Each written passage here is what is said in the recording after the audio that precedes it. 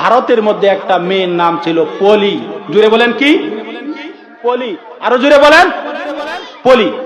এই মেয়েটা একটা মুসলমান মেয়ের সাথে তার বান্ধবী সম্পর্ক ছিল। এই মেয়েটা অনেক মেধাবী ছিল, ইউনিভার্সিটির মায়া। এই মায়াটা বান্ধবীর কোরআন তেলাওয়াত শুনে একটা পর্যায়ে সে মুসলমান হয়ে যায়। সুবহানাল্লাহ। কি গো সারে দিমু কই হুজুর কই ঘটনাটা কইয়া সারি নাকি কোন? ঘটনাটা কইয়া সারমু? আপনারা যদি না কোন তাহলে যামু যামুগা। রমজান রে আর যদি কোরআনের দাম দেন, কি দাম? বাস্তবে একটা ঘটনা বলি। এই মেয়েটা হিন্দু ছিল, হিন্দু পরিবার, বাবা অনেক ধনাঢ্য মানুষ। বান্ধবীর কোরআন তেলাওয়াত শুনে মুসলমান হয়ে যায়। মুসলমান হয়ে যাবার পরে গোপনে গোপনে গোপনে গোপনে বান্ধবীর কাছে কোরআন পড়ে পড়ে পুরা কোরআনের হাফেজ, অর্থাৎ পুরা কোরআন 30 পারা কোরআন মুখস্থ হয়ে যায়।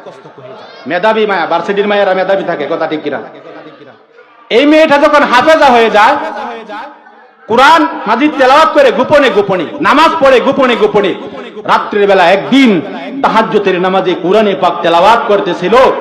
মা দেখে ফেলছে সে মুসলমানের ধর্ম নামাজ পড়ে। মা ডাক দিয়া কয়, কিরে ব্যাপার কি? তুই দেখলাম নামাজ পড়স, নামাজ তো আমাকে ধর্মীয় না, এটা মুসলমানদের। কয়, মা আমি থাকতে পারি নাই, কোরআনের প্রতি অগাধ ভালোবাসা, কোরআনের তেলাওয়াত শুনে আমার বান্ধবীর কাছে আমি একদিন মুসলমান হয়ে গেছি। সুবহানাল্লাহ। বাবারে জানাইছে, বাবাই কয়, সর্বনাশ করছস, মান সম্মান সব নষ্ট, তুই তাড়াতাড়ি ছাড়, তুই আমাদের হিন্দু মন্দিরে যাবে, তাড়াতাড়ি ইসলাম ধর্ম ত্যাগ কর। কয়, বাবা আমি কোনোদিন কোরআন ছাড়তে পারবো না, বাবা আমি কোনোদিন এই কালিমা ছাড়তে পারবো না। বলে, তাহলে তোমাকে আমার বাড়িতে থাকা যাবে না।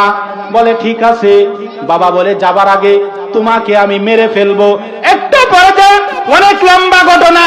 বাবা পিটাইতে পিটাইতে পিটাইতে পিটাইতে এই মেয়েটা মারা যায়।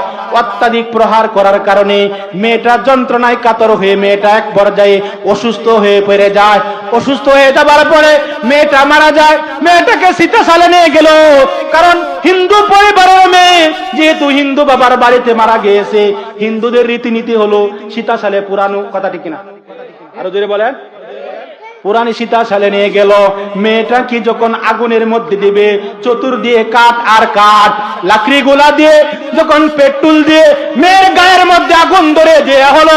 মেয়ের একটা পশমা পড়তে পারে না, অনেকক্ষণ পর্যন্ত আগুন জ্বালাইতেছে, আগুন জ্বালাইতেছে, আরো কাঠ দেয়, আরো পেট্রোল দেয়, আরো কাঠ দেয়, আরো পেট্রোল দেয়, কিন্তু মেয়ের এই একটা পশমা পুরাইতে পারে না। কারণ হলো মেয়েটা ছিল কোরআনে হাফেজ। আল্লাহু আকবার। কোরআন কারীম এমন একটা জিনিস, কোরআন এমন একটা দামি জিনিস। আল্লাহর নবী বলেন, এই কোরআনটা যদি একটা চামড়ার ভিতরে, একটা ব্যাগের ভিতরে ঢুকায়া আগুনের মধ্যে ফেলে দাও, দুনিয়ার কোনো আগুনের ক্ষমতা নাই এই কোরআনটাকে পুরানো। সুবহানাল্লাহ। কি বলেন? চকবারে আগুন লাগছে, চক বাজারে আগুন লাগিয়া সব পুইরা গেছে, কিন্তু কোরআন পড়ে নাই, কথা ঠিক কিনা? আরো জুড়ে বলেন। কত জায়গায় দেখি কত মানুষ পড়ে যায়, মার্কেট পড়ে যায়, লাইব্রেরি পড়ে যায়, কত বাড়িঘর পড়ে যায়, আমরা দেখতে পারি, মিডিয়া দেখায়। আল্লাহর কোরআন কোনোদিন পড়ে নাই, পড়ে নাই। আল্লাহু আকবার। এই জন্য ওই মেয়েটাকে আগুনে পোড়ানোর জন্য হাজারবার চেষ্টা করতেছে। চিৎকার দিয়ে বলেন, আগুনের ক্ষমতা কার হাতে? আস্তে বলেন, কার হাতে? আগুন কার কথা শুনে? এই যুবকের জন্য কার কথা শুনে? আগুন তো আল্লাহর কথা শুনে।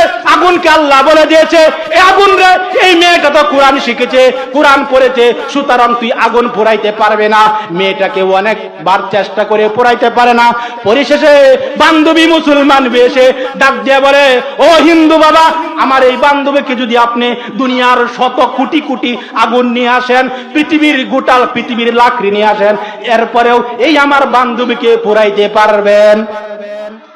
পরিশেষে এই মেয়েটাকে বান্ধবীর কাছে হস্তান্তর করা হলো।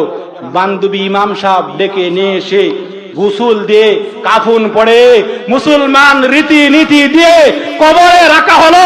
আপনাদের কাছে প্রশ্ন, চোখের সামনে যে মেয়েটাকে নাকি কোরআনে পড়াইতে পারে নাই, এই মেয়েটাকে কবরের আযাব দিতে পারে না, পারে না, পারে না, কথা ঠিক কিনা?